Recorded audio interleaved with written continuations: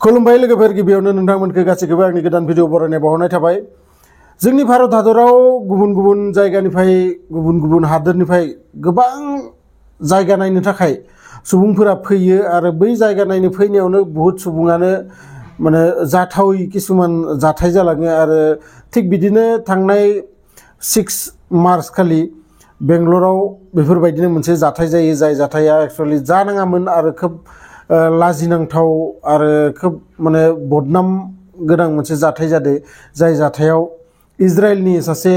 Ladies दंमोन 22 बैसोनि आरो इन्डियानिनो सासे होम स्टेनि कमिटिनि मेम्बार जायनि बैसोआ 29 मोन आरो लोगोसे इंलेन्डनि सासे सेंग्रा आरो उरिस्सानि सासे सेंग्रा आरो बेंगलरनिनो एसे खाथि खालानि सासे सेंग्रा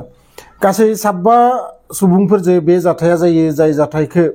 नोंथांमोननो आङो डिटेल्सै खोन्थानो नाजागोन बे भिडिअनि थ्रुयै जायफोरा आंनि चेनेलाव गोदानै फैदो बिथांमोना चेनेलखौ साबस्क्राइब खालामना लाबानो जाबाय मानोना आं बेफोरबायदि भिडिअ नोंथांमोननि थाखाय लाबोगासिनो थायो। बै 6 मार्च खालि गासैबो बेरायनानै फैयो जेराव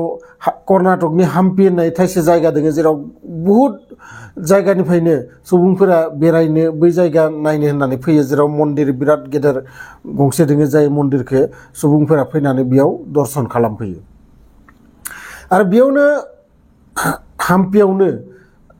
गंसे होम स्टेनि मोनसे जायगा दंमोन जेराव माने सुबुंफोरा बायजोनिफ्राय फैनानै बेयाव होम स्टे खालामफैयो बेयाव जानाय लोंनाय बेबहार खोब मोजांमोन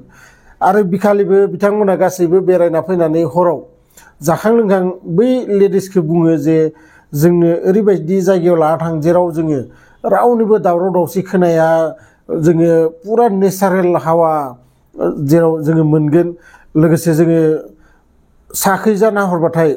जोंनि अख्रांखौल' नुयो जाहाथे जेबो नुवा बेफोरबायदि जायगा सान्तिनि जायगा अबेयावबा दङ नामा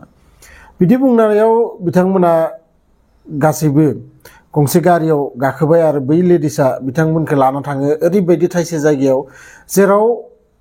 फारसेखै दैमा बोहैबाय दङ आरो फारसेखै बिराद गेदेर बिलो मोनसे जेराव दैया बुंजोबनाय आरो गेजेर गेजेर बै दैनिल' आवाज खोनाफैबाय थायो आरो बेयाव गेजेराव बिथांमोना जनानै गिटारबो गंसे लांफादोंमोन बिथांमोना सोरबा सल' मेथाइ रोजाबनो नाजायो सोरबा ओरैनो बै जि नेचारेल बै हरनि जि सिनारि बेखौ बिथांमोना नायो नाथाय बै समावनो बेयाव 3 बाइक लानानै सेंग्राफोर फैयो आरो बै सेंग्राफोरा बिसोरजों माने एसे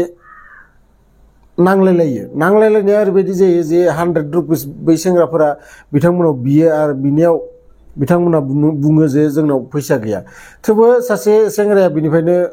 20 रां दिहुननानै हरो आरो 20 रांखौ हरनायाव बिथांमोना ससे थांनानै गिदिंनानै फैफिननानै जेबो सोङा हुआनो बेयाव थानाय 2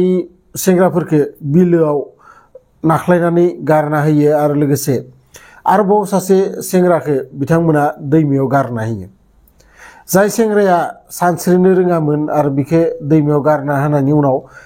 साननै उनाव बिनि गोथैसोखौ मोननाय जायो आरो बाखि बेयाव थानाय 2 हिनजाव सुबुंफोरजों बिथांमोना गाज्रि खामानि मावो आरो बिनि उनाव बै हिनजाव 2बो प्राय 1 घन्टा बिसोरजों बेफोरबायदि खामानि मावनायनि उनाव बिसोरो गावबा गाव जायगायाव ओंखारलाङो नाथाय बे हिनजावफोरा जेब्लाबो सानाखैमोन जे बेफोरबायदि जागोन होननानै आरो जोबोद गिनाय हाबो बिथांमोनाव जेब्ला होख्रावनो गोनां बै समाव बिथांमोना आवाजानो ओंखाराखैमोन नाथाय सोरबाफोर बिसोरखौ नुनानै बै खाथियाव फैयो आरो बिसोरनि अबस्थाफोरखौ नुनानै लोगो लोगो पुलिसनो फन हरो आरो पुलिसा बै बिलोआव गारनाय सेंग्राखौबो 2खौबो बोखाङो आरो लोगोसे सासेखौ